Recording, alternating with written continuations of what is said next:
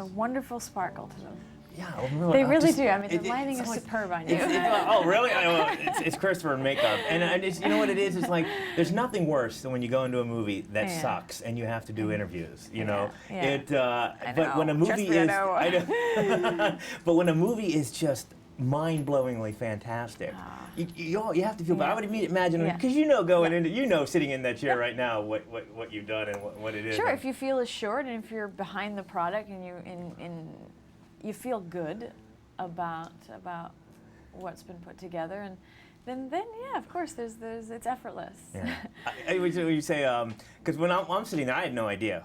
Didn't see a trailer, knew nothing about it. You didn't. And the movie is just constantly surprising twists and turns and things you never see coming. Yeah. Now, but Madeline, as smart as she wasn't really using common sense. No, and I was drawn to that contradiction. You know, when I first, you know, when the elation sort of after you, it's confirmed that you'll be working with Marty, and you get the call from Marty, and he says it's hi Vera, it's Martin Scorsese, and you know, can you come to rehearsal? And you know, and you're like, what am I going to do with this character?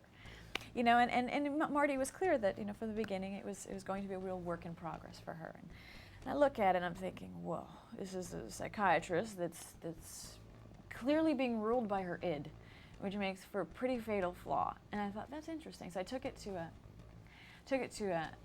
the chief police psychologist of the LAPD, who happens to be a woman. And I said, what do you think about her? Tell me who she is. What do you think about her? Who is this woman? And what are your thoughts? She goes, oh, no.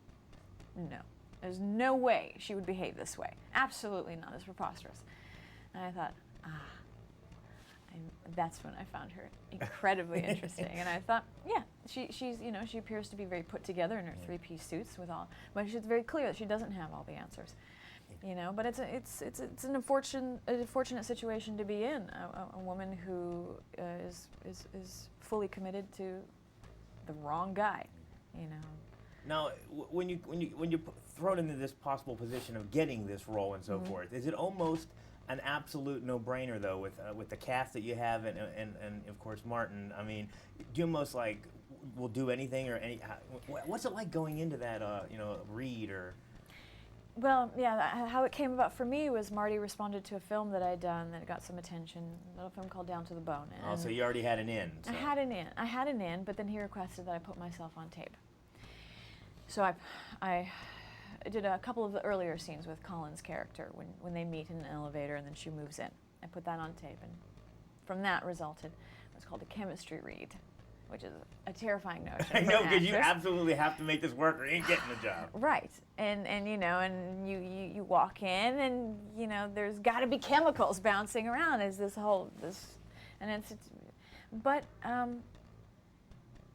you think there's going to be this big, you know, this big trench between these mega stars, and it's not. They're just such a loving, nurturing people that it was easy. And so Leo and I, we bounced ideas off each other, and then, yeah, you don't walk away from working with these. Tremendous job. It's a shame you didn't get to work with Jack, though. I know. I know. It's a bummer. I know. Thank you so much. Next time. Thank you.